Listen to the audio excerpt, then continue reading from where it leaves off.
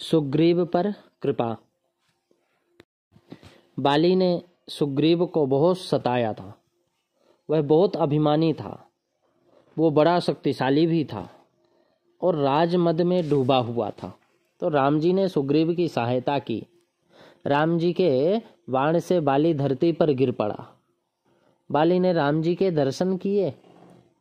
उसने राम जी से पूछा कि मैंने सुना था कि आपने धर्म पालन के लिए अवतार लिया, फिर आपने छिपकर मुझे क्यों मारा?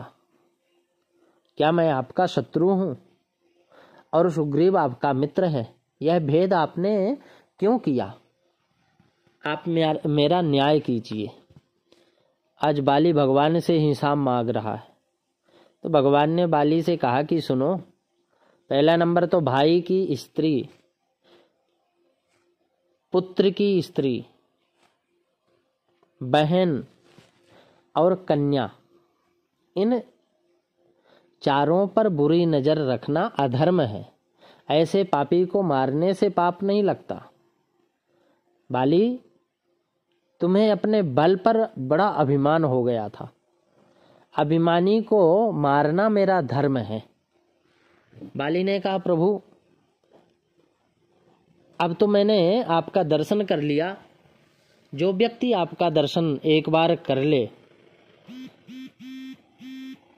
उसके सारे पाप मिट जाते हैं। अगर अब मैं भी पापी हूं तो आपके दर्शन की महिमा कम हो जाएगी। मैं पापी था पर अब पाप से मुक्त हूं। बाली की यह वाणी सुनकर राम जी प्रसन्न हुए और प्रभु श्री राम जी उसके सिर पर हाथ फेरते हुए कहा कि तुम चाहो तो मैं तुम्हें अमर कर दूं।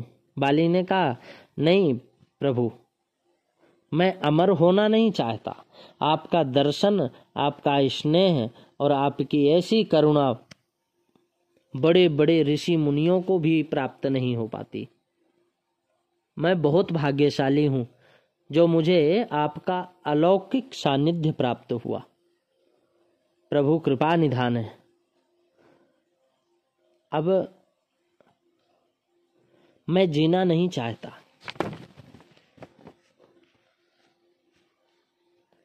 पर यह वरदान चाहता हूं कि मैं अपने कर्मों के वश जब भी जहां भी जन्म लूं, मेरा मन आपकी भक्ति में, आपकी सेवा में लगा रहे।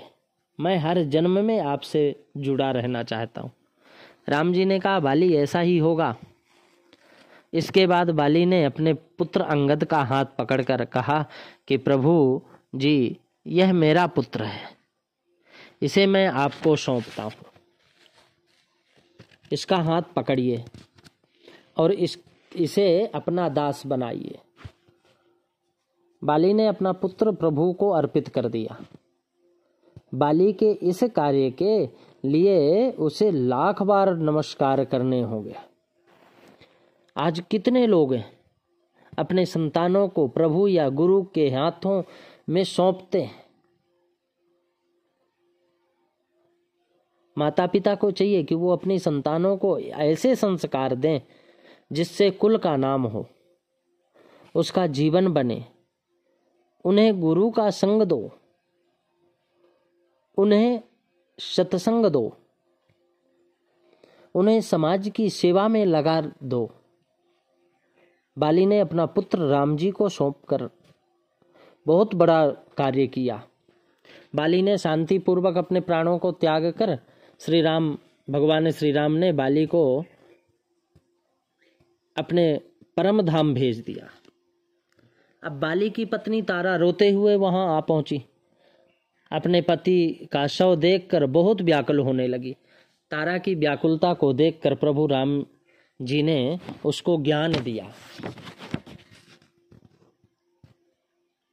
राम जी ने कहा कि तारा से कि मेरी बात ध्यान से सुनो। तारा बिकल देख ही रघुराया। रघुराई को, भगवान को देखकर तारा बिकल रोने लगी। दीन ज्ञान हरि लीन ही माया। भगवान ने ज्ञान देकर अपनी माया को हरण कर लिया। छित जल पावक गगन शमीरा, पंच रहित अति अधम शरीरा। मेरी बात, भगवान कहते हैं तारा से कि मेरी बात ध्यान से सुनो। यह शरीर जो तुम्हारे सामने सोया है ना, वह नश्वर है, वह नाशवान है। जो जन्म लेकर आता है उसे एक ना एक दिन वापस जाना पड़ता है। यह शरीर पंच तत्वों से मिलकर बनता है। चित जल पावक गगन समीरा, पृथ्वी जल अग्नि वायु और आकाश। शरीर से प्राण निकल जाने के बाद ये पांचों तत्व अपने अपने तत्व में विलीन हो जाते हैं। शरीर का चेतन तत्व जो आत्मा है वो कभी नहीं मरता, अर्थात वो सदा अमर है। शरीर तो आत्मा का वस्त्र है। तुम इस शरीर के प्रति अपना मोह निकाल लो। जीव तो सदा नित्य है, फिर तुम किसके लिए रो रही हो? बाली को मैंने अपने धाम में भेज दिया, तुम बाली का शोक मत करो। तारा को ज्ञान उत्पन्न हो गया और वह प्रभु के चरणों में गिर पड़ी। उसने प्रभु के भक्ति का वरदान मांगा भगवान से, राम से, भगवान राम जी से भगवत कृपा का वरदान मांगी और प्रभु ने प्रसन्न होकर तारा को वरदान देकर धन्य कर दिया।